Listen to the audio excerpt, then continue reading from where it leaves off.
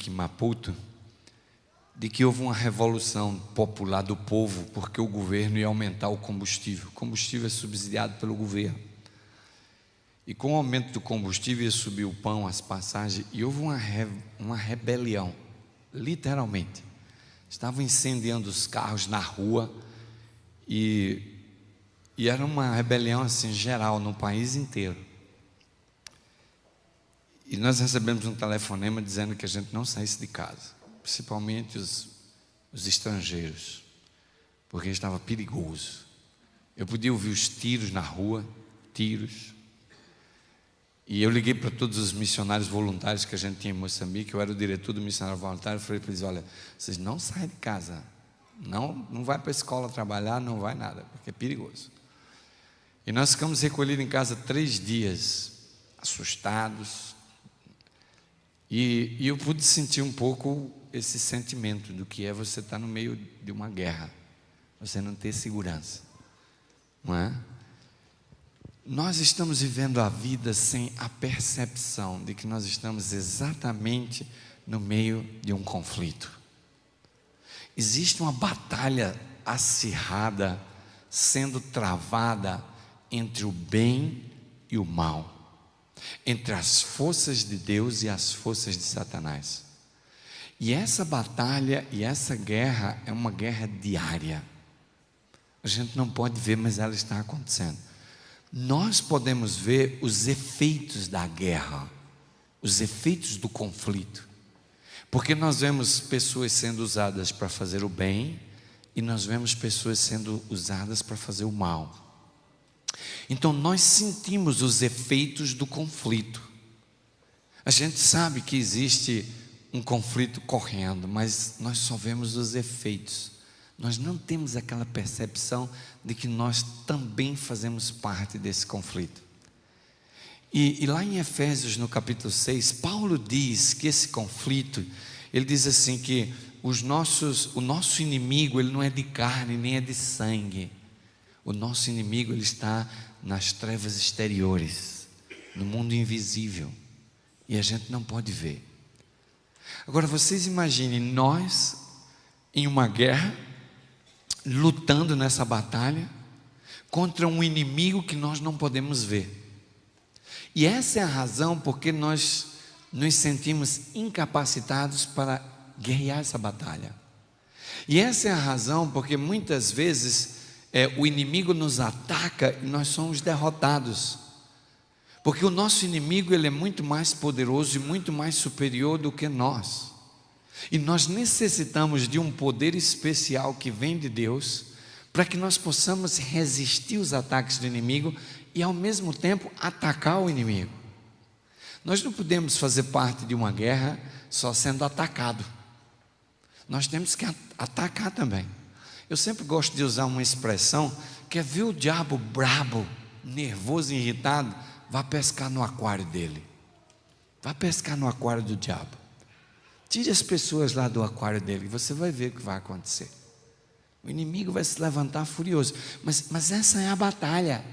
Essa é a batalha. Esse é o conflito dos séculos que acontece cada dia e que você está envolvido e muitas vezes você não tem a percepção. Você faz as suas decisões, você anda, você vai para o trabalho, mas você não tem aquela percepção de que está numa batalha, de que você está sendo atacado por um inimigo. Se você olhar para a história, você vai ver que em todas as épocas, Satanás, ele combateu a verdade. Ele quis colocar a verdade por terra. Em todas as épocas, Satanás estava perseguindo e pelejando contra o povo de Deus.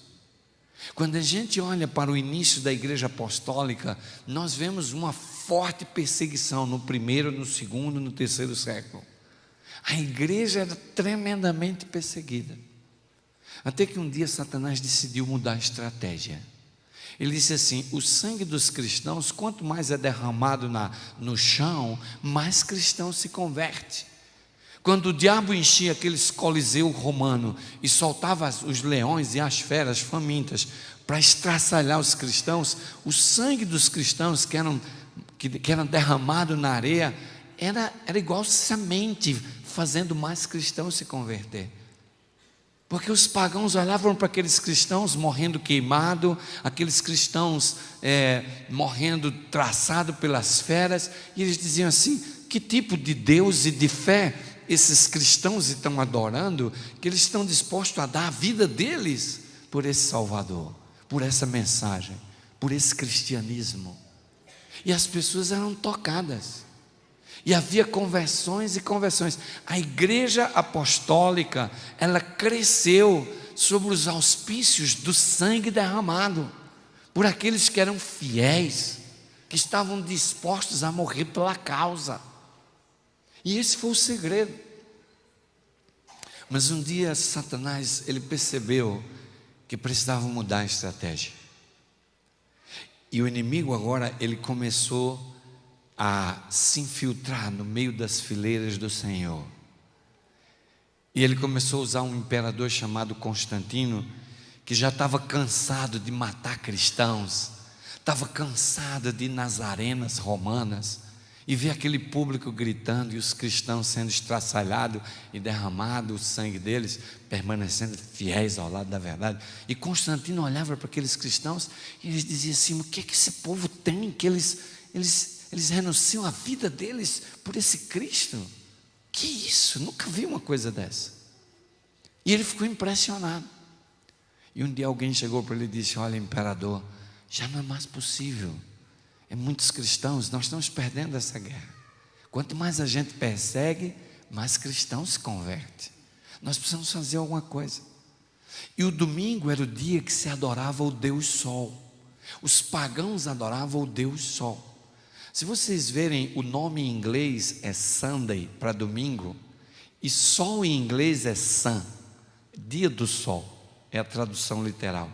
A tradução do domingo em inglês seria dia do sol. Era o dia que os pagãos adoravam o sol.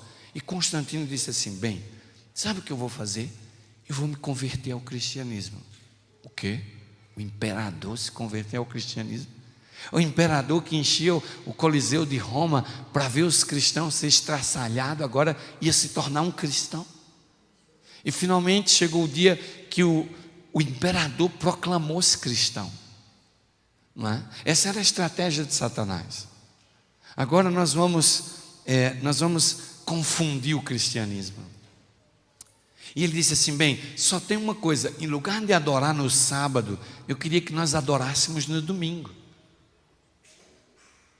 E as pessoas não viram nada demais em adorar no domingo, porque o dia de observância santo, biblicamente falando, é o sábado. E o imperador disse assim: vamos adorar no domingo ao Cristo e ao Deus verdadeiro, ao Deus dos cristãos. E a maioria dos cristãos que estavam cansados, estressados da perseguição, eles simplesmente abraçaram isso. Eles decidiram de que era uma boa coisa. Apenas um grupo pequeno permaneceu fiel aos princípios da lei de Deus, especialmente o 4º mandamento, que diz: lembra-te do dia do sábado para o santificar. Quando Deus deu o sábado no Sinai e disse lembra-te, é porque o sábado já existia. Concorda comigo? A lei já existia. Por isso Jesus disse lembra-te.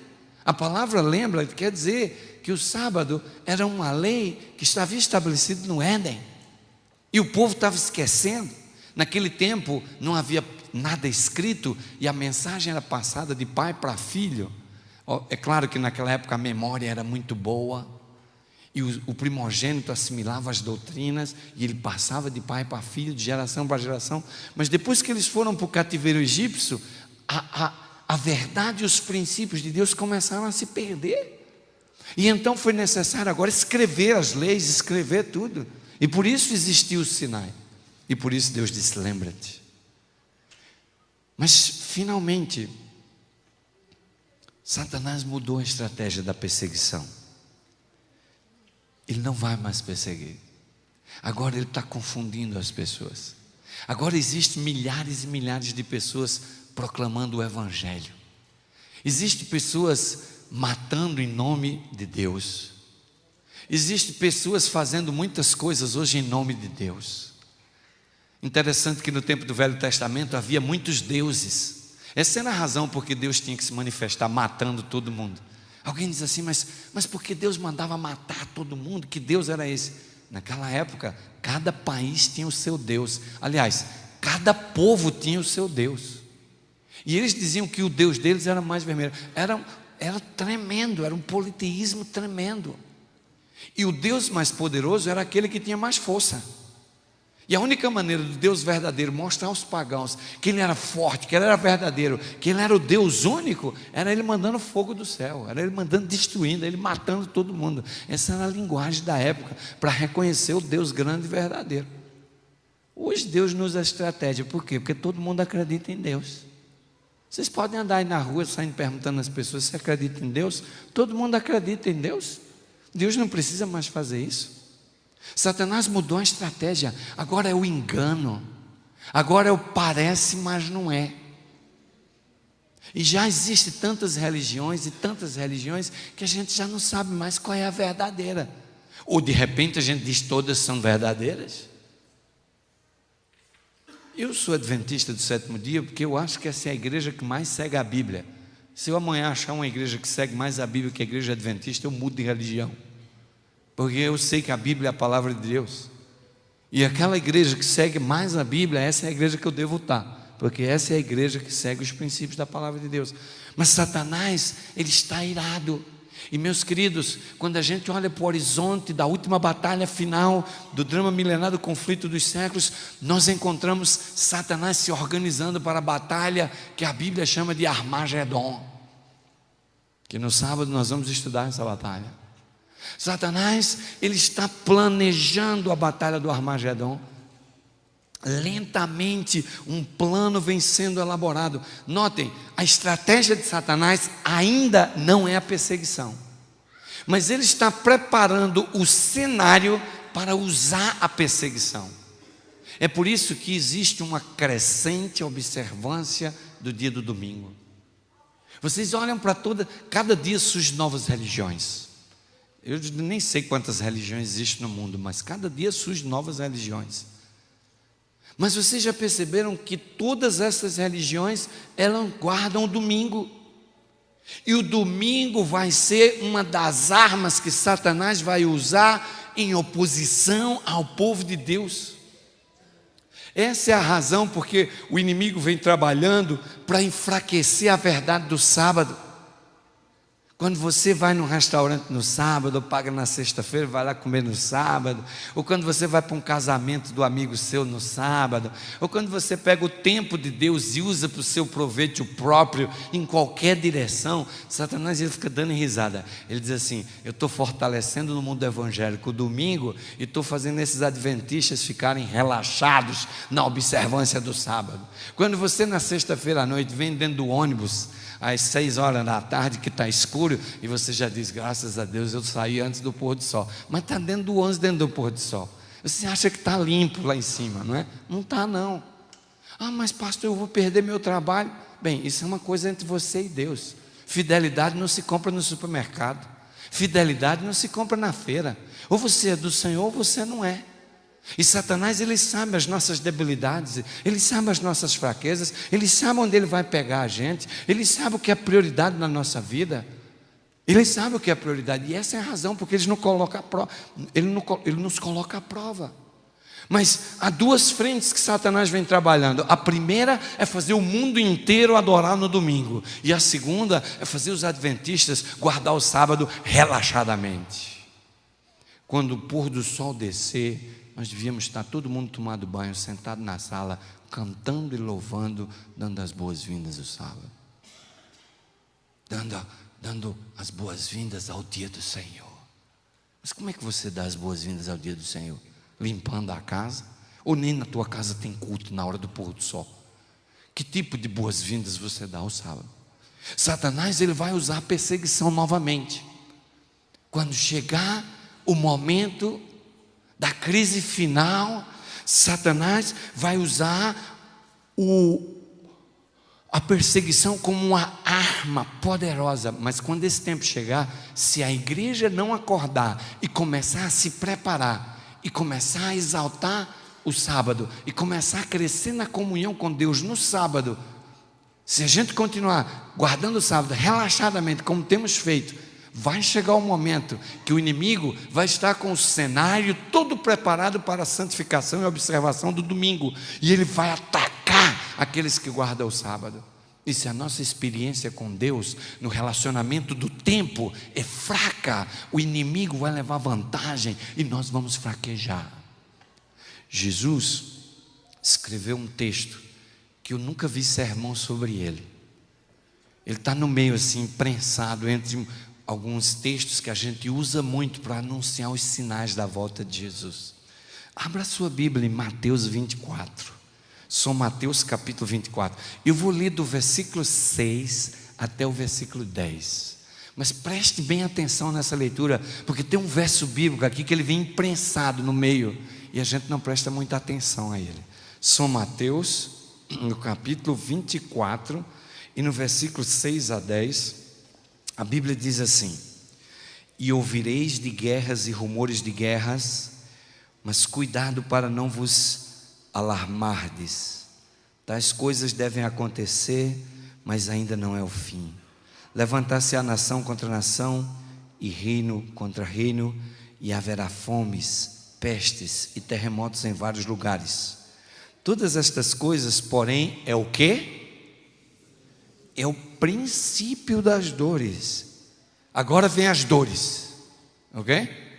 O que foi falado até agora era só o princípio das dores. Agora vem a dor. E Jesus diz assim: então vos hão de entregar para serdes atormentados, e vos matarão, e serei odiados de todas as nações por causa do meu nome, e nesse tempo muitos se escandalizarão, trair-se-ão mutuamente e se odiarão uns aos outros. Ninguém quer dizer amém, não? É complicado dizer amém aqui agora, né? Mas a profecia, ela está aqui. O texto, o 9 e o 10, a gente imprensa ele, porque quando a gente faz os sinais da volta de Jesus, a gente fala de guerras, rumores de guerras, né? Nação contra nação, reino contra reino, está chegando Natal. Mas Jesus disse assim: olha, quando tiver esse mundão de guerra aí, nação contra nação, isso aí não se alarme não, isso não é nada ainda. Isso é só o princípio das dores. Agora, quando ele fala do versículo 9 e 10, aí ele está falando das dores. E as dores é a perseguição. Ele está dizendo assim: o mundo e as pessoas vão te odiar, e você vai morrer pela causa.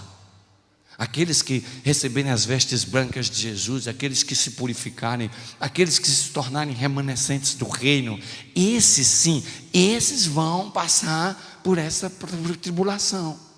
E ele diz assim: vai haver muitos escândalos, porque vai haver muita traição. O marido vai entregar a esposa vai entregar o marido, o pai vai entregar o filho, o amigo vai entregar o amigo. A palavra aí é traição. Jesus aqui está falando da perseguição. Jesus aqui está falando quando essa controvérsia entre o sábado e o domingo ela se levantar, porque Satanás ele está preparando o terreno para o momento quando ele vai usar a perseguição para oprimir aqueles que guardam o sábado relaxadamente. Satanás sabe que aqueles que realmente observarem o dia santo do Senhor com fidelidade, integridade e comunhão, eles vão fazer frente. E Jesus até disse: vai morrer. Alguns vão morrer, outros Deus vai preservar vivo, porque haverá uma grande perseguição. E a perseguição vai ser por causa do sábado. Agora às vezes eu fico pensando assim: se o cara não consegue chegar na igreja nem 9 horas para uma escola sabatina, o cara não consegue frequentar nem um culto de quarta-feira, ainda mais se ele souber que a polícia está aqui para meter bala na cabeça dele, se ele vier para a igreja, quem é que vai se levantar aqui dizendo: eu guardo o sábado? Vai nada. Você não consegue nem vir aqui 3 vezes por semana adorar. Quanto mais quando você souber que o mundo todo está perseguindo você por causa do sábado, você vai bater no vizinho, vai botar na tua porta: sou do domingo, aleluia. Você vai botar na tua porta na hora, porque você, olha a tua fé, meu amigo, olha, você não consegue se comprometer com Deus, nem para vir à casa dele adorar, você não consegue. Como é que você vai personificar essa profecia de Jesus, que muitos vão dar a vida pela verdade, serão perseguidos. Como é que você vai aceitar esse ódio do mundo? Porque o mundo todo vai estar observando o domingo. Satanás, há muito tempo atrás, ele mudou o domingo, e agora ele está criando pessoas em nome de Jesus, pregando o evangelho, fazendo curas, fazendo milagres, mas todas elas observando o domingo, em aberta transgressão ao quarto mandamento da lei de Deus. O objeto da perseguição vai ser o dia de observância. O ponto focal aqui é a quem nós adoramos. Do mesmo jeito que Satanás incitou as nações pagãs contra Israel, ele vai incitar os poderes da terra contra o povo de Deus. Os fiéis serão ameaçados, denunciados, traídos, e muitos perderão a vida, porque Deus sabe que eles não suportarão a tribulação que vai vir depois, quando a porta da graça fechar. Se vocês olharem bem aqui o nosso gráfico, olhem bem, nós estamos, esse gráfico aqui, ele ilustra muito bem o que vai acontecer. Note bem, a porta da graça não fechou, mas o decreto dominical, ele é promulgado. Nós temos evidências históricas e proféticas que o decreto dominical vai começar primeiro nos Estados Unidos da América, que é um país que lidera a economia mundial, é um país forte. Esse decreto dominical, a palavra de Deus diz que temos que abandonar as cidades quando ele começar, certo? Nós estamos aqui, já vai haver um tempo de angústia antecipado. Por quê? Porque quando houver esse decreto, vai haver já uma perseguição prévia. Eu chamo isso de perseguição prévia. É uma perseguição que vai acontecer aqui, nesse período. Por isso que eu botei o nome perseguição aqui embaixo, porque, por exemplo, aqui antes da porta da graça tem perseguição, e depois da porta da graça tem a perseguição, que vai gerar a angústia de Jacó. Vem uma reação às 7 pragas dos ímpios, querendo nos matar, e obviamente esse tempo será de grande angústia. Mas o que acontece é o seguinte: antes da porta da graça fechar, nós vamos ter aqui a sacudidura, vai sacudir a fé de cada um, vai haver o remanescente se levantando reavivado, vai receber o selo de Deus, vai haver um derramamento da chuva seroida do Espírito Santo, e o alto clamor da pregação do Evangelho, tudo aqui nesse período aqui, ó, do hoje até aqui. Agora, quando esse decreto começar a operar ou tramitar no Congresso americano, o tempo de liberdade religiosa vai começar a expirar. Porque a grande controvérsia que vai ser levantada é a respeito do sábado e do domingo. A minha pergunta é a seguinte: quando você começa a estudar a crise final e a tribulação, quando você começa a estudar essa terrível perseguição que vai vir sobre o povo de Deus, quando você começa a perceber que os acontecimentos estão chegando, qual é o sentimento que você tem no coração? É de medo ou de felicidade? Se você tiver, isso é um teste, você pode guardar esse teste aí. Quando você vê o cenário se armando, quando você vê a profecia se cumprindo, se o sentimento que vem no seu coração é de medo, você não está preparado não. Mas se o seu sentimento é de felicidade, que o fim da história do pecado está chegando, e a glória está vindo, e está chegando a tribulação, e depois a eternidade, você vai rejubilar de alegria com toda a perseguição que vier para cima de você, porque você está preparado. Mas se você tiver medo, isso é sinal que você não está preparado. Se você tiver medo, é sinal de que você pode fraquejar. Alguns não querem nem estudar, e não quero nem ouvir, eu fico com medo. Nossa mãe, você está mais perdido do que pensa. Você está mais perdido do que pensa. Porque você precisa estudar para você ver como é que isso vai acontecer, para ver se vai dar para você ou não vai dar. Porque se não vai dar, você vai logo lá para o mundo, vai gozar, aproveita a vida, aí tem tanta coisa boa, você já sabe que a tua vida vai ser só aqui mesmo, então goza a vida, tudo que você pode, porque vai ser só aqui, entendeu? Agora, se você sente que o que vem pela frente vai dar para você, e você vai se render mesmo, você vai se entregar, você vai assumir a sua identidade celestial, você vai se levantar em nome do príncipe Emanuel, ainda que a tua cabeça seja cortada, aí vale a pena, aí você vai em frente. Porque esse negócio de ficar no meio do caminho de morno assim, isso aí não vai a lugar nenhum. Isso aí está perdido dentro da igreja. Porque ou você é do Senhor ou você não é.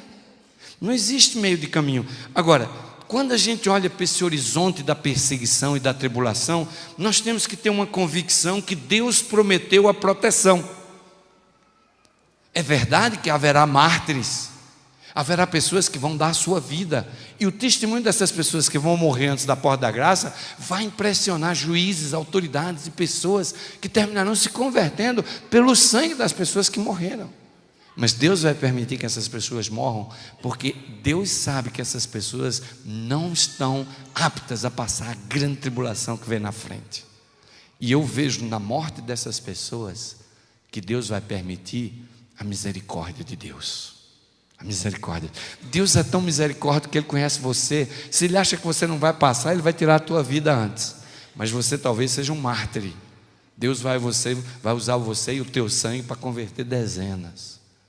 E você tem que estar firme. Você tem que estar fiel. Porque Deus, Ele vai garantir a proteção. Meus queridos, quando a gente olha para a galeria do passado, isso me encoraja. Isso me encoraja. Porque você pode ficar perguntando: esqueceu-se Deus do seu povo? Esqueceu-se Deus de Ló em Sodoma e Gomorra? Deus amava tanto o homem que os anjos foram empurrando ele para fora. Vai embora, larga tudo aí. Não tem tempo de levar as troçadas, não. Larga tudo aí. Sai daqui, porque vai cair um fogo do céu. Você tem que ser livre. Esqueceu-se Deus de Noé dentro daquela arca. Coitado do velhinho, pregou 120 anos fazendo evangelismo. Conseguiu converter a família dele. Já pensou? Dentro daquela arca cheia de bicho. Aquilo devia ter um mau cheiro danado. Mas o velhinho estava lá, cheirando o mau cheiro, porque ele sabia que a coisa ia ficar feia lá fora. Por isso que eu digo às vezes para os nossos jovens: olha, fica dentro da arca, mesmo que a coisa esteja braba, porque lá fora você vai morrer afogado. É melhor você ficar dentro, não vai lá fora, não é? Esqueceu-se Deus de José? Olha a vida de José. José, coitado, era fielzinho a Deus e pum, fielzinho e pum, só ia descendo, afundando, né? Eu acho que se eu fosse José, quando eu chegasse naquela prisão, eu ia dizer: Deus já me esqueceu há muito tempo, porque primeiro me jogaram dentro daquela cisterna, depois me venderam como escravo, depois eu cheguei aqui, ganhei a confiança do meu mestre, agora veio essa mulher querendo me tentar. Em tudo eu fui fiel a Deus, e olha só o que eu estou ganhando, é um buraco atrás do outro. Que coisa! Talvez tenha alguns Josés aqui que estão só no sofrimento e no buraco, né? Fica fiel aí, que o que Deus tem para ti é grande. Mas fica fiel. Se tu fraquejar, tu vai ficar pelos buracos da vida aí mesmo. Tem que ser fiel. Porque José, ele disse assim: eu vou morrer nessa desgraça desse calabouço aqui, mas eu vou ser fiel, meu Deus. Porque ele olhava para a recompensa que ele tinha lá em cima. Às vezes tem cristãos que querem a recompensa aqui, e ele fica vivendo a vida cristã querendo que Deus recompense ele aqui, e a recompensa não é aqui. A recompensa terrenal é Satanás que está oferecendo aos filhos dele. Aqui nessa terra, Jesus disse assim: no mundo tereis o quê? Aflições. É aflições do começo ao fim. E quanto mais fiel você for, mais o diabo está atrás de você.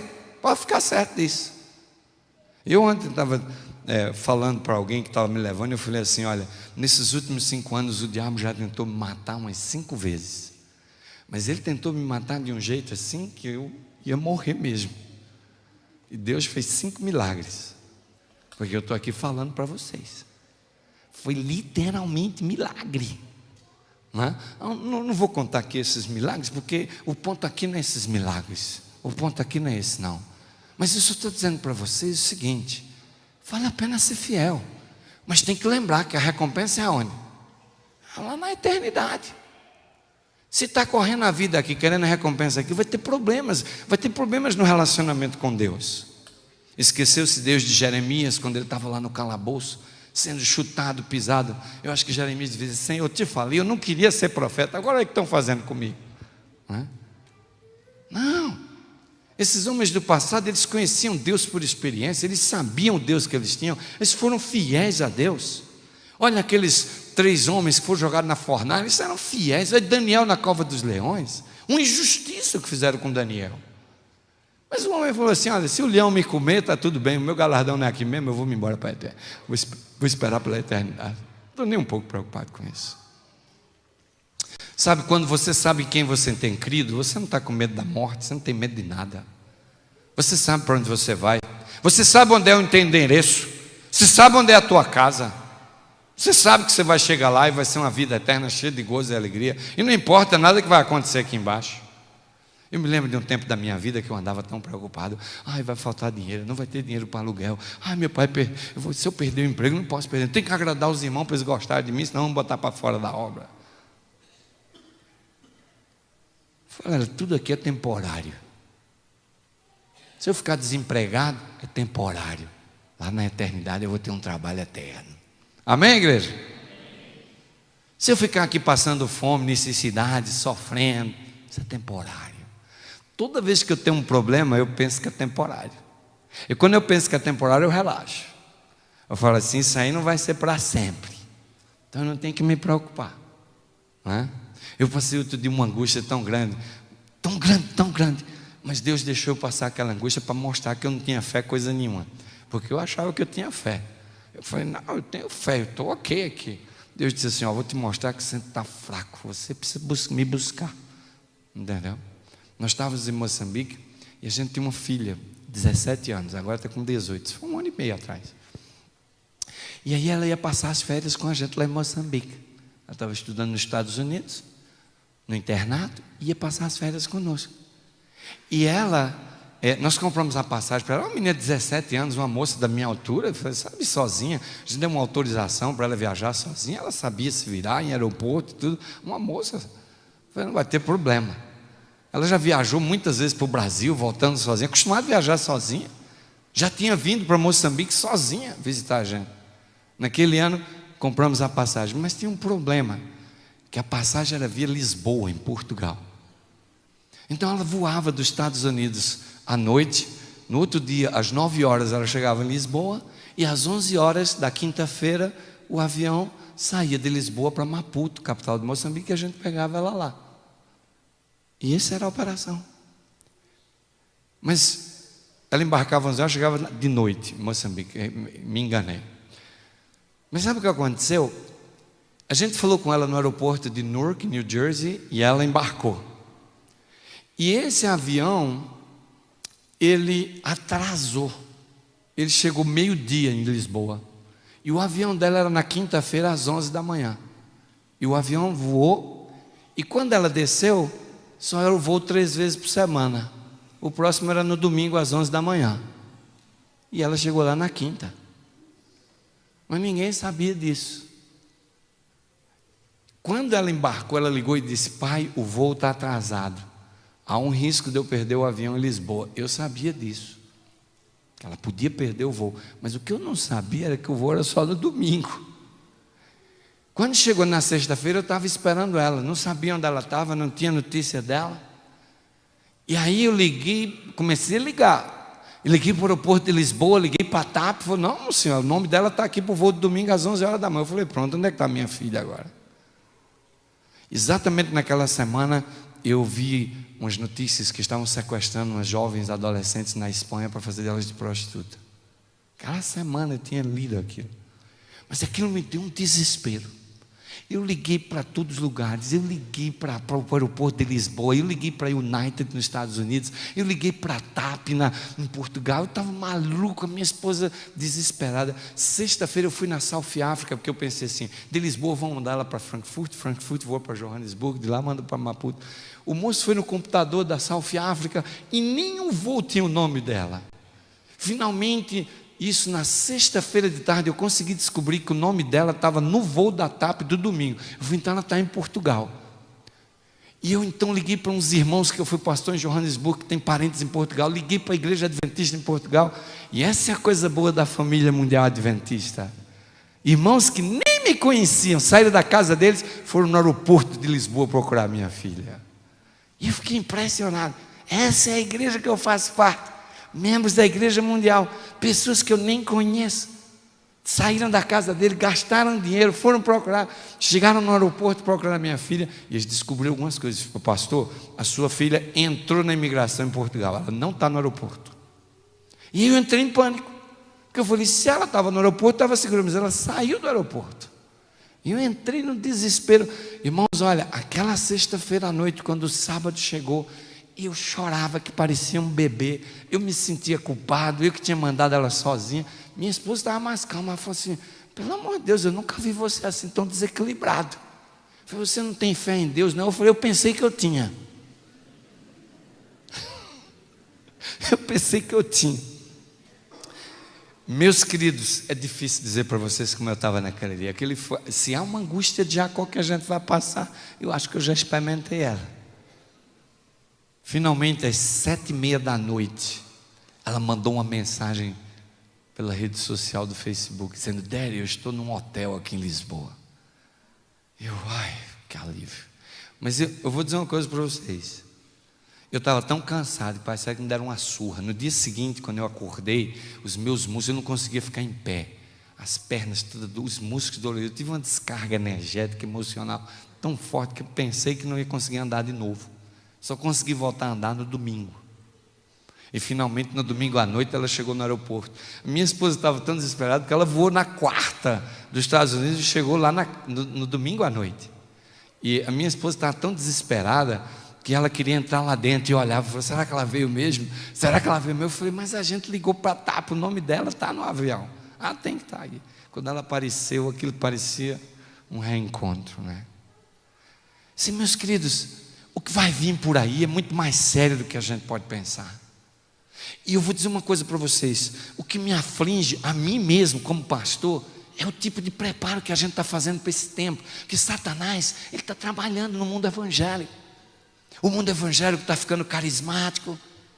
Os acontecimentos e os reavivamentos que deviam ter na nossa igreja está tendo lá está tendo profecia, lá está tendo dom de línguas, lá está tendo o Espírito Santo derramado. É tudo que está profetizado, que vai ter no remanescente de Deus, está acontecendo no mundo evangélico. E o cenário lá vem sendo preparado para que o domingo seja o dia de guarda. A Europa inteira, a comunidade europeia está discutindo o dia do domingo ser um dia que as pessoas vão parar de trabalhar. Os jogos de futebol estão mudando do domingo para o sábado. Há um movimento na sombra correndo e nós não estamos percebendo. Parece que está tudo ok conosco. O inimigo está se preparando para o ataque final do Armagedon. E você está se preparando? A igreja está se preparando? Que tipo de preparo nós estamos fazendo? Meus queridos, a controvérsia vai ser sobre o dia de repouso. Qual vai ser o dia de repouso? O sábado é o selo de Deus e o domingo é o selo do inimigo. Haverá uma grande controvérsia entre o sábado e o domingo. O sábado é um sinal de lealdade a Deus e o domingo é um sinal de lealdade do poder das trevas. O dia de repouso é o tema central da controvérsia. A quem nós prestamos adoração? Mas você precisa entender uma coisa. Satanás, ele sabe que ele perdeu a guerra. Porque quando o Filho de Deus ressuscitou,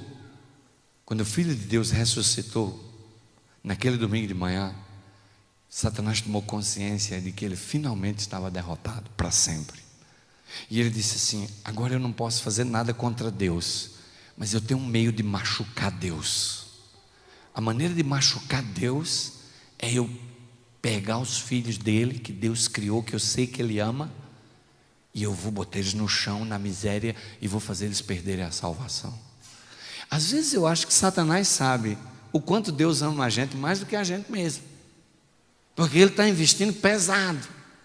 E ele diz assim: bem, se o problema do grande conflito é a quem adoramos, eu tenho que fazer esse povo do planeta Terra não adorar a Deus. Mas quando você não adora a Deus, a quem você adora? A quem? Não é Satanás não, gente, calma aí. Não tem ninguém cantando para Satanás não. Não tem ninguém cantando louvores para Satanás não. Não tem ninguém dizendo que é filho de Satanás não. Aliás, se andar na rua e chamar alguém de filho de Satanás, você vai levar uns tapas. Ninguém quer ser filho do diabo não.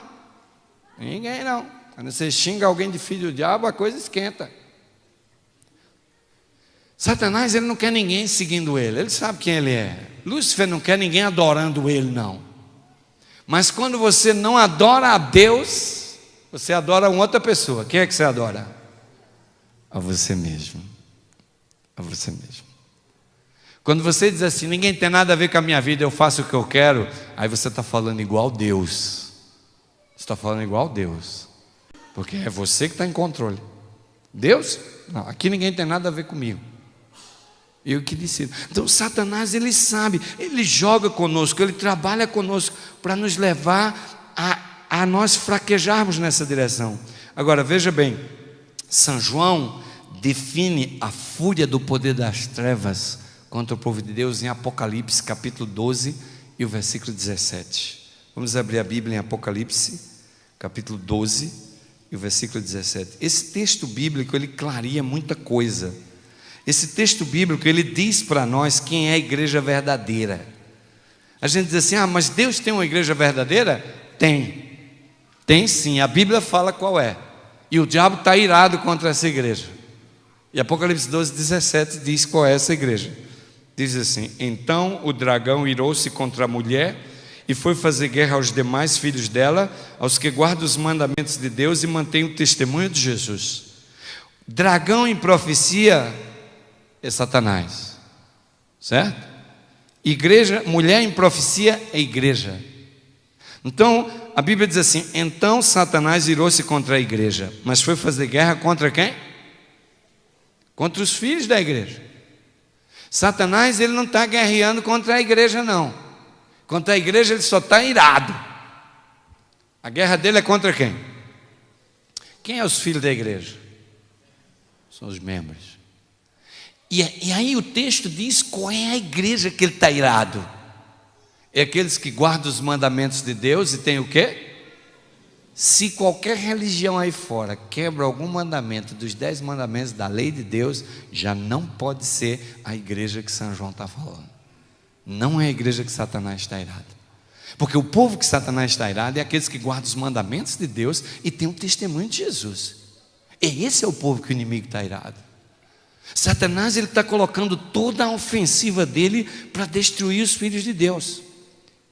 E a palavra de Deus nos convida a vigiar e orar, ter uma vida de comunhão e oração, porque o inimigo e o poder das trevas estão em constante ataque. Queridos, hoje nós não estamos sendo perseguidos, mas Satanás está usando uma estratégia diferente. Ele quer manter você com uma experiência cristã superficial. Ele falou assim, olha, desde que esse povo não ore e não estude a Bíblia, está maravilhoso. Eles podem guardar o sábado, vir na igreja, fazer tudo direitinho, mas se eles começarem a estudar 1 hora de Bíblia por dia e começar a ter outra hora de oração por dia falando com Deus, aí eu tenho que atacar esse povo. Porque enquanto eles estiverem nesse chove no molho aí, de chegar atrasado na igreja, de faltar nos cultos, de vir, está ótimo para mim, está ótimo, está maravilhoso. É exatamente o que o inimigo quer para você. É esse adventismo de chove no molho, não é? Muito confortável para você, muito bom, mas não vai levar você a ter o alicerce e o fundamento necessário para suportar o que está vindo por aí, porque Satanás, ele está trabalhando no grupo dele lá, a fazer a união deles para a observância do domingo, para a imortalidade da alma, ok? Vocês podem ver que todo esse povo aí, quando a pessoa morre, vai para onde? Para onde vai? Vai para o céu. É a vida após a morte, é a imortalidade não. Essa é uma doutrina comum a todos os evangélicos e católicos. E eu não estou aqui criticando nenhuma religião. Eu só estou dizendo a vocês que Satanás, ele está preparando o cenário. Ele colocou essas duas doutrinas lá, que vai ser o carro-chefe da crise final, em oposição ao povo de Deus, que diz que não há vida após a morte, que a morte é um sono, que a pessoa está descansando na sepultura, o corpo, e o espírito, que é o fôlego de vida, volta para Deus.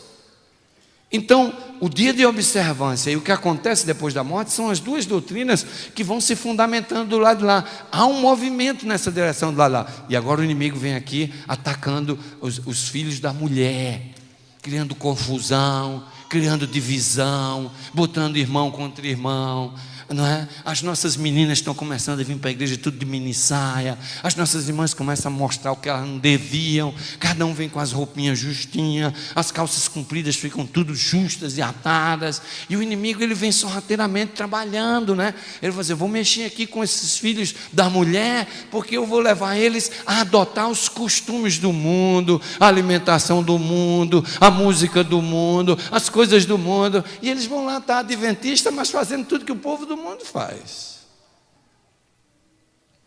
Queridos, essa guerra ela vai ficar acirrada, e você está aqui hoje, mas você vai mudar de lado. Você vai mudar de lado se você não se preparar. Se você realmente não buscar os elementos que Deus colocou à sua disposição, a palavra dele. Jesus sempre botou o diabo para correr com o que está escrito. Sempre.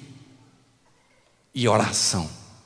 Estudo da Bíblia e oração. Não tem outra fórmula. Esse é o caminho. A vitória de Jesus veio por aí. E é por aí que a gente tem que também se tornar vitorioso. Satanás, ele está atacando. Sabe, eu não sei se você já viu uma pessoa endemoniada. Eu não sei se você já viu uma pessoa endemoniada. Mas uma pessoa endemoniada é uma coisa terrível. O inimigo toma posse da pessoa. E o inimigo começa a dizer mentira. O pai da mentira é o diabo. Então quando alguém está endemoniado, ele começa a dizer os pecados de todo mundo. E o povo, uau, agora a gente vai descobrir, né? A sujeira do irmão fulano, do irmão Betano. O diabo é mentiroso, ele começa a levantar um monte de mentira de quem ele quer. E o povo de Deus às vezes não acredita, isso que destrói tudo. Mostra só o nosso nível, né? Eu me lembro um sábado que eu era departamental de jovens da Missão Nordeste. E eu estava pregando em Petrolina. E a igreja lá um pouco alta, não é tão alta como aqui, mas era uma igreja alta. Eu estava pregando no meio do sermão, de repente havia uma senhora idosa, de uns 65, 70 anos, sentada assim, no canto do banco. Ela estava vestida toda de preto, a senhora. No meio do sermão, de repente assim, eu vi aquele grito, uau! E a mulher deu um pulo assim, ó, subiu do banco com as pernas esticadas, em forma de cruz assim, subiu no teto da igreja e se espatifou de lá embaixo. Pá, e começou a se resmungar e gritar uma voz grossa. E eu parei o sermão apavorado. O povo queria que eu falei, irmãos, ninguém sai. Ninguém sai. Quem vai sair daqui é o demônio. A gente não vai sair não, que aqui é a casa de Deus. E eu chamei 2 diáconos e falei, pega a irmã, leva lá para baixo, tranca ela num quarto. A igreja tem uma área lá. Mas os 2 diáconos foram, a irmãzinha, ó, lá quase 70 anos, ela virou assim, ó, os diáconos voaram na parede. Pá! Para tirar ela da igreja teve que trazer 12 diáconos. 12 diáconos para tirar ela. Levaram lá para baixo e eu falei assim, bota dentro de um quarto e tranca a porta e fica lá dentro, porque isso aqui quer dar show aqui, mas ninguém vai assistir show do diabo não. O diabo tem que ficar trancado lá. Ninguém vai ver as palhaçadas do diabo aqui não. E a gente está continuando a pregação. Eu continuei a pregação e vi os gritos lá de baixo, falando, dizendo coisas. E eu disse para o primeiro diácono, falei, irmão, quando silenciar aí pelos 15 minutos, 20 minutos, você vai lá e chama a ambulância. Porque a irmã tem quase 70 anos e ela vai estar mal. Quando tudo isso acabar, vamos orar a Deus para ela ainda estava. E dito e feito. Quando silenciou, os diáconos foram lá, abriram, a irmã estava toda esbagaçada, levaram ela para o hospital. Graças a Deus ela ainda sobreviveu, não é? Mas com o inimigo a gente não peleja. Não precisa ficar chamando pastor quando alguém estiver endemoniado, não. Tranca num quarto lá, fecha a porta, ninguém vai lá, ninguém presta atenção. Vocês vão ver que o inimigo vai embora. Porque o que o inimigo quer é atenção. Ele quer atenção, as pessoas ficam dizendo as mentiras dos outros e tudo. O inimigo ele está trabalhando hoje o candomblé, o espiritismo. E Satanás agora ele está botando uma cara de anjo. Ele está fazendo as obras em nome de Deus. A estratégia mudou. Mas eu estou dizendo para vocês que o tempo, esse é um preparo para a perseguição. O inimigo ele vai voltar a atacar poderosamente. Agora, o Espírito de Profecia tem 2 textos. O Espírito de Profecia tem 2 textos. E esses 2 textos falam de uma visão, onde se viu Satanás conversando com os anjos dele, certo? Nessa visão, Satanás, ele estava conversando com os anjos. e dizia assim: disse Satanás, Testemunhos para Ministros 4, 7, 3. Isso era Satanás que estava dizendo para os anjos dele, dizia assim: mas a nossa principal preocupação é silenciar essa seita de observadores do sábado. Devemos despertar contra eles a indignação popular. Alistaremos do nosso lado grandes homens e homens sábios segundo o mundo, e induziremos aos que estão em autoridade a executar os nossos propósitos. E aí há um outro texto que ele continua falando: assim o mundo tornar-se-á meu, eu serei o governador da terra, o príncipe do mundo, controlarei assim as mentes sob meu poder, para que o sábado de Deus seja um objeto especial de desprezo, um sinal. Eu farei a observância do sétimo dia um sinal de deslealdade para com as autoridades da terra. As leis humanas serão feitas tão rígidas que os homens e mulheres não ousarão observar o sábado do sétimo dia. Pelo temor de que eles venham a faltar alimento e vestuário, eles se unirão com o mundo na transgressão da lei de Deus, e a terra estará inteiramente sobre o meu, o quê? Vocês notaram, nesse comentário tem duas coisas aqui que é sério mesmo, porque ele disse assim: muitos não vão guardar o sábado por causa do alimento e do vestuário. Os transgressores do sábado sempre vão terminar arrumando um emprego no sábado. Isso já está acontecendo hoje. Tem muita gente trabalhando aí no sábado que não quer perder o emprego. Isso é interessante como o inimigo ele já sabe onde atacar. Essas pessoas, muitos que estão hoje dentro da igreja, com medo de perder o status que ele tem, de dirigir o carro que eles têm, de ter a casa que eles têm, de ter o conforto que eles têm, né? Eles vão terminar abandonando os princípios de Deus pelo conforto da vida que eles querem ter. Eu agradeço muito a Deus, porque quando eu fui na África, eu vivi em condições muito precárias, né? O apartamento que eu morava lá em Maputo era o pior que eu já morei em toda a minha vida. Nunca morei num lugar tão ruim, né? Aquele apartamento lá, às vezes, ficava uma semana sem água lá, entendeu? E vinha um cheiro de fora que eu não sei de onde era, horrível aquele cheiro. Minha esposa reclamava todo dia. Eu dizia para minha filha: isso é ser missionário, tem que cheirar isso aí. Ser missionário. Missionário é assim. Tinha 2 elevadores lá no nosso prédio, fazia 20 anos que não funcionava. E tinha dias que a gente subia eu morava no 3º andar, e tinha dias que a gente ia subindo assim, ficava tudo escuro, porque a luz queimava e não tinha dinheiro para trocar, então era tudo meio escuro assim. Às vezes a gente ia com uma lanterna, né, subindo as escadas, e sempre no 2º andar tinha um cheiro de xixi na escada. Minha esposa dizia assim: eu vou me embora daqui, isso aqui, eu falei: minha filha, isso é obra missionária, vamos cheirar o xixizinho aqui na parte do Senhor, que a gente está fazendo a obra do Senhor, não é? Quando você está fazendo a obra de Deus, você não sente nada, você vai embora, porque Deus está com você. Eu louvo a Deus pelo trabalho que eu fiz na África, eu aprendi muito. Agora, se eu ficar sem nada também, não estou nem aí. Se eu tiver dormido debaixo de um saco, dormir debaixo da árvore, não vai fazer muita diferença. Eu já dormi dentro do meu carro um monte de vezes lá na África, não é? Mas a gente gosta do conforto da vida, e o inimigo ele sabe disso.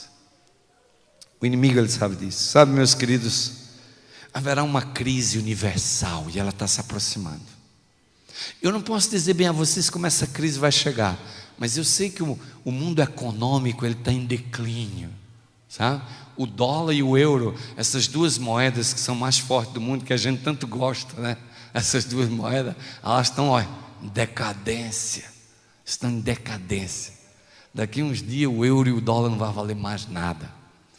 E vocês não vão saber o que fazer. E o mundo vai começar a entrar num buraco. Vai ser um carro descendo uma ladeira sem freio. Vai haver mais violência, mais assalto, mais roubo. Vai haver um caos. Vai acabar esse negócio de 1º, 2º e 3º mundo. Vai ser tudo uma bagunça, porque é o fim dos tempos. Porque Jesus vai voltar e Deus vai fazer essas pessoas que amam o conforto da vida, elas sofrerem, para elas saberem que há um Deus no céu que está regendo esse planeta. Mas nós, irmãos, nós temos que nos preparar, porque em Romanos capítulo 1, versículo 17, Paulo diz assim: o justo viverá pela o quê? Pela fé. O justo não vai viver de um bom emprego, não, irmãos. O justo não vai viver de uma conta bancária cheia de dinheiro, não. O justo não vai viver cheio de propriedades, não. A Bíblia diz assim: o justo vai viver pela fé.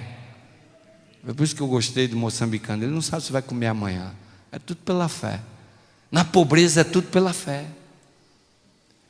E eu louvo a Deus por essa experiência.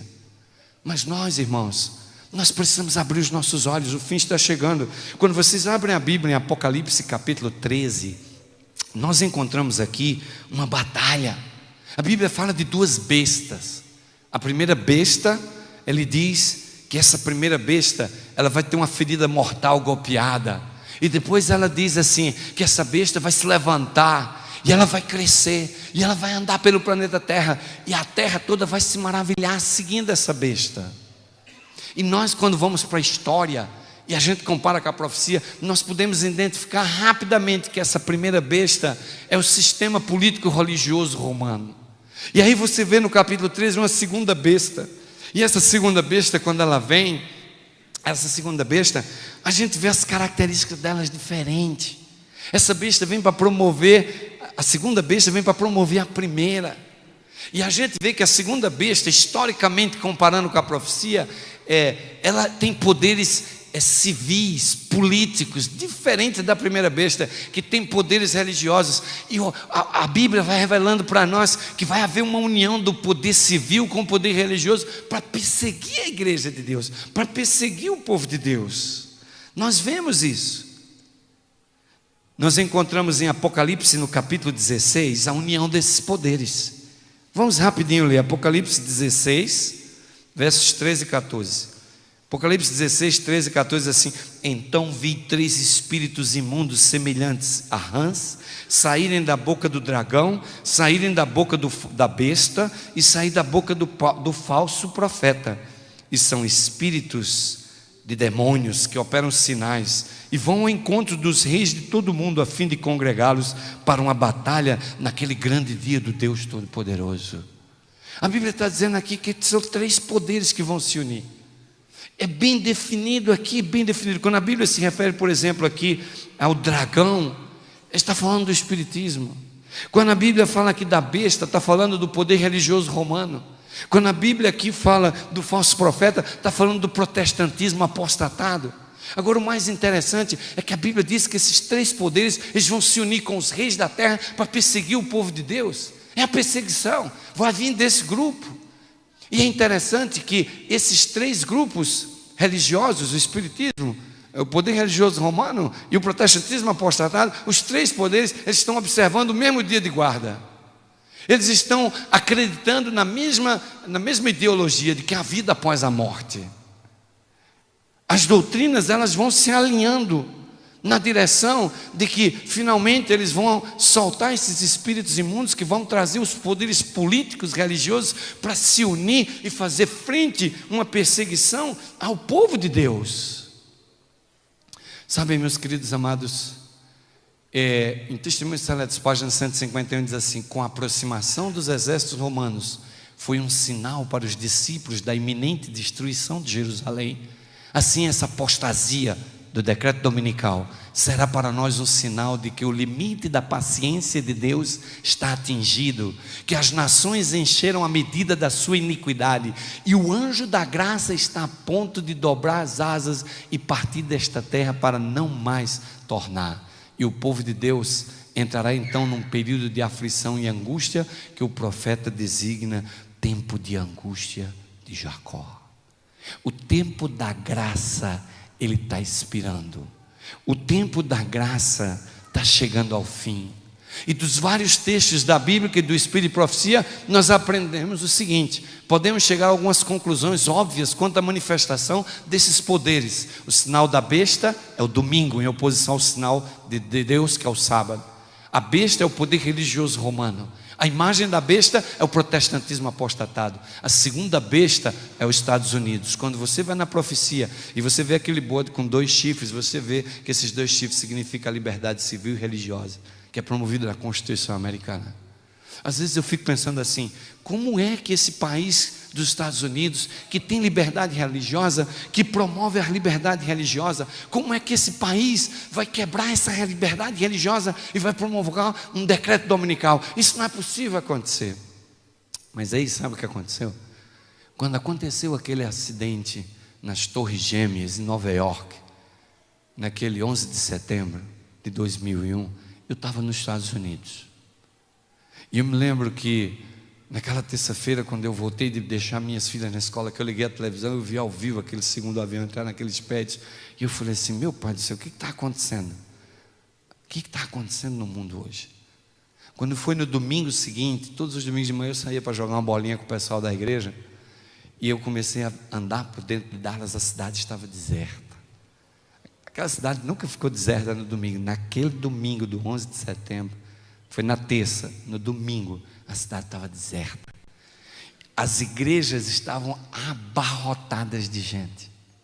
Os estacionamentos das igrejas não cabia carros. A cidade inteira foram para os templos. E eu fiquei assustado de ver como a cidade estava deserta. E toda vez que eu ia jogar o futebol, uma meia hora de carro, eu ligava o rádio na primeira igreja batista de Dallas, para ouvir o pregador. E eu ficava ouvindo.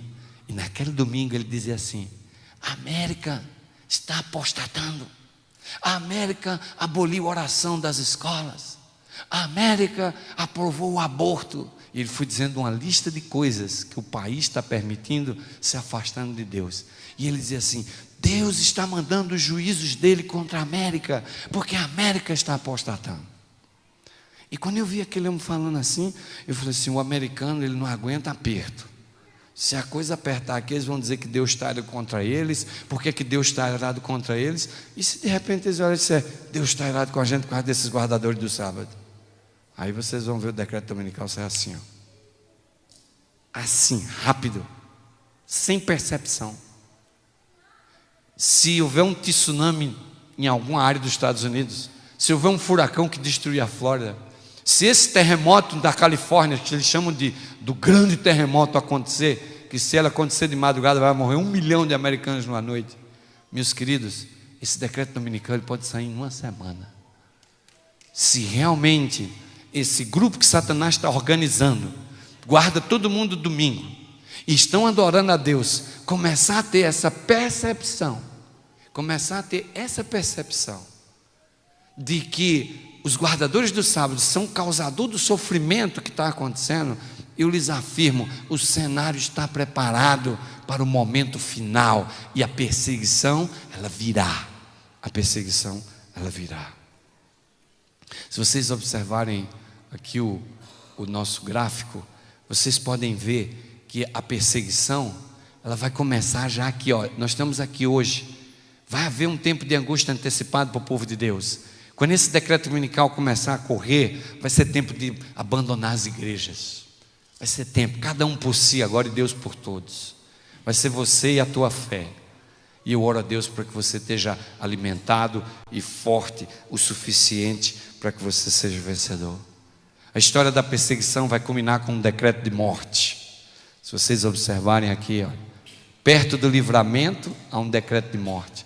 Durante esse período do fechamento da porta da graça, quando os 4 anjos soltam os ventos da impiedade de Deus, as 7 pragas são derramadas, e esse período aqui vai ser um período de muito sofrimento para o povo de Deus. Mas a palavra de Deus diz que os salvos, que são puros, que selaram, receberam o selo de Deus, eles não vão mais cometer pecado, e não vão mais morrer, vão ficar vivos até Jesus voltar, e o seu pão e a sua água será certa.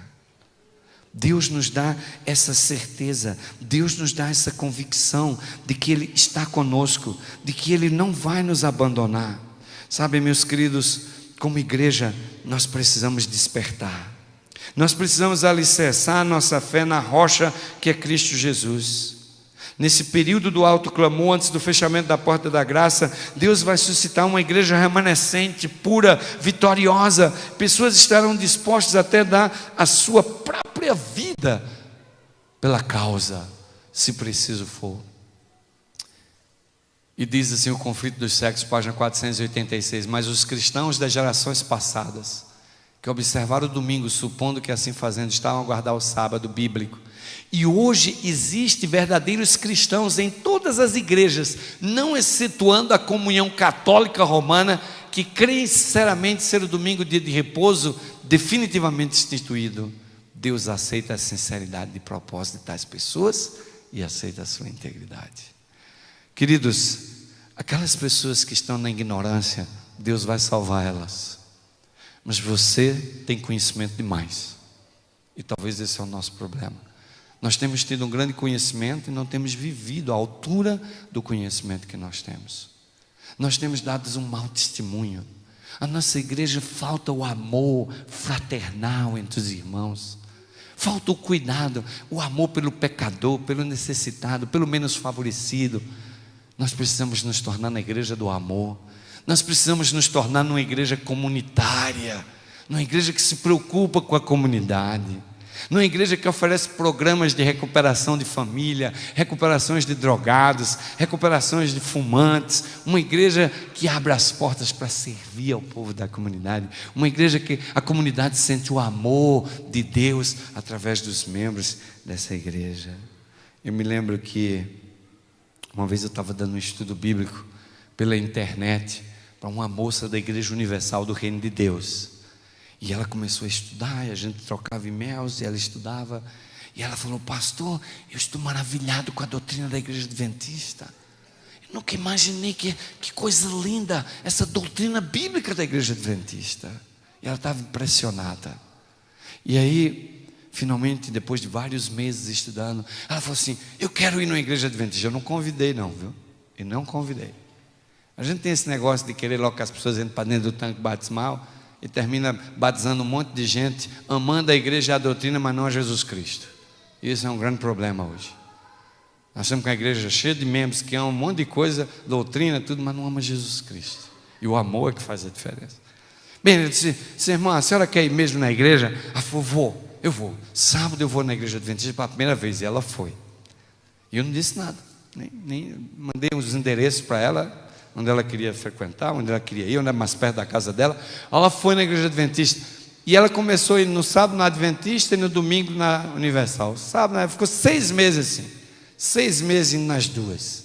Depois de uns 3 meses, um dia ela escreveu para mim. Ela falou assim: pastor, eu quero te falar uma coisa, mas eu estou com vergonha. Eu falei: não, fala aí. Ela falou: pastor, o que há de errado com os adventistas? Sabe de uma coisa, pastor?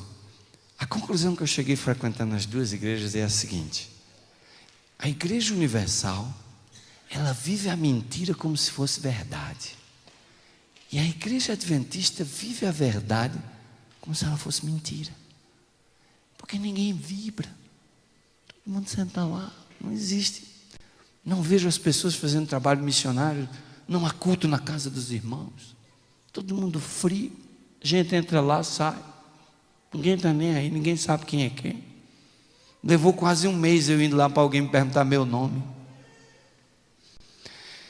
Meus queridos, Laodiceia não vai passar pelos portais da Nova Jerusalém, não, mas os remanescentes vão. Você, em algum ponto da tua trajetória da vida cristã, você vai ter que tomar uma decisão, e nessa decisão você vai ter que definir se você é laodiceano ou se você é remanescente. Você vai ter que decidir. Você vai ter que decidir de que lado você está. Você vai ter que decidir. Você não pode continuar sendo esse cristão superficial. Você não pode. Você não pode ficar sendo esse cristão relaxado de sábado, domingo e quarta-feira, ou só sabatista. Eu não sei como é que você é. Eu não estou aqui para julgar o teu cristianismo, mas eu estou aqui para dizer a você que o poder das trevas exteriores, esse inimigo invisível, ele está preparando um grande ataque e uma grande ofensiva àqueles que guardam os mandamentos de Deus e têm o testemunho de Jesus. A batalha do Armagedon, ela exige um preparo. Ela vai ser a última batalha final do drama milenar do conflito dos séculos. Nessa batalha, Não existe neutros. Ou você vai estar nela pelejando por Deus, ou você vai estar nela pelejando por Satanás. Para participar dessa batalha, para levantar o estandarte da bandeira do príncipe Emanuel em defesa da verdade, você precisa se preparar. Você precisa se alinhar com jejum, oração, estudo da palavra. E você precisa vigiar e orar, porque os ataques do inimigo serão fortes. E a perseguição vai ser para matar. E você tem que estar pronto para se levantar em nome do Senhor. A profecia de Mateus 24, versículo 9 e 10, é a realidade do conflito final dessa igreja. Muitos morrerão, muitos darão a sua vida por essa igreja. Muitos darão o seu sangue para que outras pessoas, pela tua morte, sejam tocadas e possam estar no reino de Deus.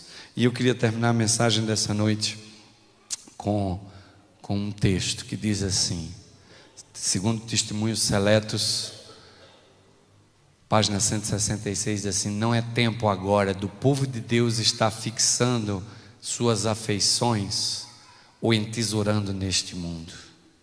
Não está muito distante o tempo em que, como os antigos discípulos, seremos forçados a buscar refúgios em lugares solitários, desolados, em lugares desolados e solitários. Queridos, eu vou dizer uma coisa para vocês. Eu às vezes fico pensando assim: será que eu vou conseguir sobreviver no mato? Será que eu vou conseguir sobreviver fugindo para lugares solitários? Será que eu realmente estou me preparando para esse tempo? A serva do Senhor diz assim: não é tempo agora do povo de Deus estar fixando suas afeições ou entesourando coisas neste mundo. Seu projeto de vida é a casa própria. Seu projeto de vida é um carro novo. Seu projeto de vida é uma conta bancária cheia de dinheiro. Seu projeto de vida é um doutorado. Agora não é tempo do povo de Deus estar fixando suas afeições nas coisas terrenais. Agora é tempo da gente pensar nas coisas celestiais. Agora é tempo da gente estar fazendo a nossa profissão de fé e a nossa entrega completa a Deus. Agora é o tempo de você tomar uma decisão. Se Deus é Deus, se entregue e siga. Se o teu coração está pedindo para você ir para os Baais deste mundo, vai para este mundo. Aproveita essa vida, que você só vai ter ela. Mas não fica aqui dentro da igreja aleijado. Não fica aqui dentro da igreja como manco. Não fica aqui dentro da igreja dando mau testemunho. Não vem aqui de manhã e à noite vai para a balada. Não, meu jovem, não faz isso. Se Deus é Deus, se entregue a Deus. Agora é a hora de fazer o preparo. Agora é a hora da nossa profissão de fé. Agora é a hora de se preparar, porque não vai tardar e Jesus muito em breve vai voltar. Está você preparado para esse tempo? Está você preparado para a perseguição? Satanás está armando o território dele lá do outro lado. Todas essas religiões estão exaltando o sinal da besta, que é o domingo. Mas e nós? Estamos exaltando o dia do Senhor? Estamos comungando com o Senhor no seu dia? Vocês sabem que eu acho que quem quer fazer trabalho missionário no sábado, é bom fazer, mas é bom você fazer trabalho missionário no tempo da tua semana. Não usa o tempo de Deus para fazer trabalho missionário, não. Usa o tempo de Deus para você ir num parque com a família, para você meditar no sermão que você ouviu aqui na manhã. Tira o tempo para fortalecer os elos de comunhão com Deus. Faz do sábado um dia de experiência. Nas minhas igrejas, nenhuma delas tem comissão dia de sábado. Sábado é o dia do Senhor.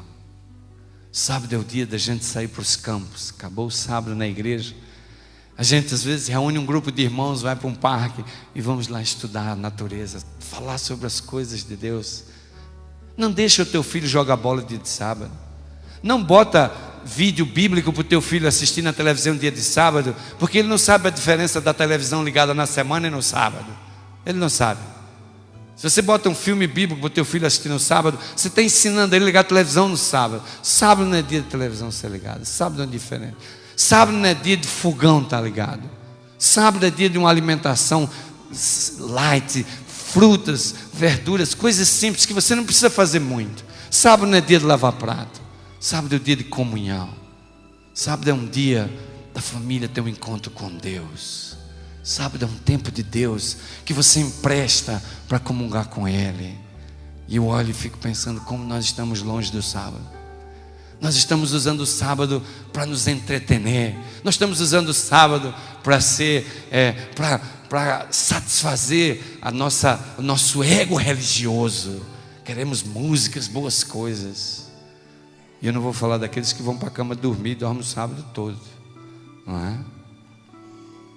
Que tristeza. Tempo perdido. Tempo que você podia estar andando com Deus, sentir a presença dEle, sentir o amor dEle, mostrar para tuas crianças, para tua família a beleza do Criador, as maravilhas que Ele tem feito por você. Reúne com a família, com os amigos, e cada um conta o que Deus fez por você na semana. Nós precisamos fazer amizade com esse povo, nós precisamos amá-los, nós precisamos viver o Evangelho, não pregar. Essa igreja tem muita pregação falada e pouco Evangelho vivido. Nós temos que mostrar o amor de Cristo e Cristo a essa cidade. E quando as pessoas verem Cristo e o amor dele na vida do adventismo, as pessoas vão querer seguir o Cristo do adventismo. Que Deus abençoe você essa semana. Que o Espírito de Deus toque teu coração para você fazer uma reforma, uma mudança. Você comece a mudar a sua vida. Que você diga assim: Senhor, eu não posso mais continuar adventista desse jeito.